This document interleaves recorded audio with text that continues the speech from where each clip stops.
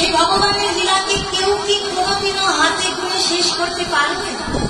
সম্ভব নয়। কেন? কারণ ভগবানের যেমন অনন্ত কোটি ব্রহ্মাণ্ডের মালিক, তেমনই ভগবানের অনন্ত কোটি লীলা রসামৃত সুন্দর রয়েছে। কিন্তু মা বলছি, ভগবানের এই অনন্ত কোটি লীলার মধ্য থেকে বৈষ্ণবগণ ভগবানের লীলাকে 64টি ভাগে বিভক্ত করে 64টি লীলাকে লিপিবদ্ধ করেছে। যে 64টি লীলা আমরা শ্রবণ, কীর্তন এবং স্মরণ করতে পারি। বাবা, এই 64টি লীলার মধ্য থেকে আজ আমরা যে লীলাকে আস্বাদন করবো, পিতাই এই নববৃন্দাবন নামে এখনো পর্যন্ত বসে রয়েছে অধীর রাখতে। লীলাটি হল ভগবান শ্রীকৃষ্ণের রাস রস লীলা। এই রাস লীলাকে বলা হল সর্বলীলার মুকুর মনে লীলা, সর্বলীলার শ্রেষ্ঠ লীলা। ভগবানের যত লীলা রয়েছে সকল লীলার রস মিলিয়ে যে লীলাটিকে তৈরি করা হয়েছে সেই লীলাই হল মহারাস রস।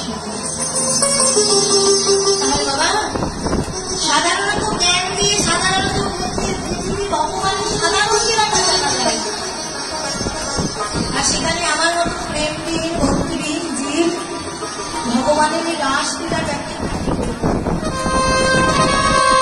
এখন অনেকে বলতে পারেন, হ্যাঁ গো মা, রাসলীলার ব্যাখ্যা যদি নাই করতে পারবে, শুধু শুধু কীর্তন করতে চলে গেলে কেন?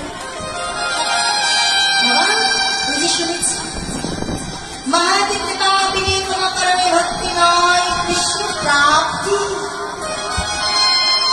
বলছে হ্যাঁ, কৃষ্ণ প্রাপ্তি অনেক দূরের হতে সংসার না যায়। কোন জীবের উপরে যদি একবার বৈষ্ণব কৃপাটা হয়ে যায়, মহৎ কৃপাটা হয়ে যায়, তাহলে সেই জীব অসাধ্যকে সাধন করিবার মতো ক্ষমতা রাখে, এতে কোনো সন্দেহ নেই। তাই বাবা, আজ ভগবানের কাছে আজ এসে দাঁড়িয়েছি সেই ভগবানের প্রাণ প্রিয় শুদ্ধ ভক্ত। আপনারা যদি নিজ গুণে কৃপা করে আপনাদের শ্রীচরণে দাস করে দিন, এই দাসীটিকে শ্রীমতী রাধারানীর প্রেম, ভক্তি এবং অনুরাগ, তাহলে সেই প্রেম, ভক্তি, অনুরাগ আমার হৃদয়ে ধারণ করে, সকল ভক্তের শ্রী চরণ ধরে আমার মস্তকে ধারণ করে, আমার মতো পাগল প্রেমবিহীন ভক্তিবিহীন জীব দ্বারাতে প্রভু লীলা সম্পূর্ণ।